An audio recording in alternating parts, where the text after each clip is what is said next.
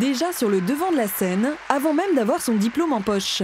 À seulement 22 ans, Pierre Sautreuil vient de remporter le prix Bayeux Jeune Reporter dans la catégorie presse écrite.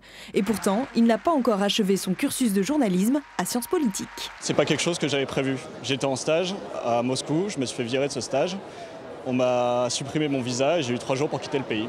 Donc des amis m'ont dit si j'avais ton âge, j'irais vendre des piges en Ukraine et j'ai suivi leurs conseils. Dans la catégorie télévision grand format, Xavier Montz a été récompensé pour son film Encerclé par l'État islamique. En décembre 2014, il rejoint les populations bloquées dans la montagne du Sinjar, à l'ouest de Mossoul en Irak. Pendant 20 jours, le journaliste a suivi la résistance des Kurdes yézidis face à Daesh. Plusieurs projectiles vont traverser la pièce. Un homme est touché. Il s'appelle Jamil. C'est sa première journée sur le front. Jamil est chrétien.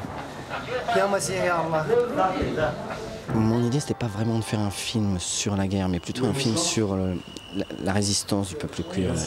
Et j'ai vraiment essayé de faire passer ce côté humain, cette humanité qu'on peut parfois trouver dans une zone de guerre. La guerre contre l'État islamique, les combats en Ukraine, la résilience des victimes de la guerre à Gaza, les témoignages de femmes violées par des hommes en uniforme au Congo, voilà le palmarès de cette 22e édition.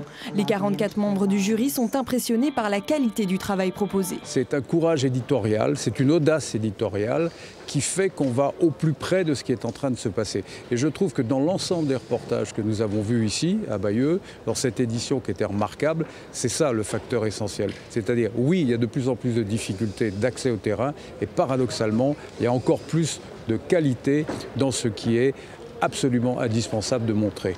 Une cérémonie pour récompenser ceux que l'on voit rarement, mais qui donnent à voir la guerre.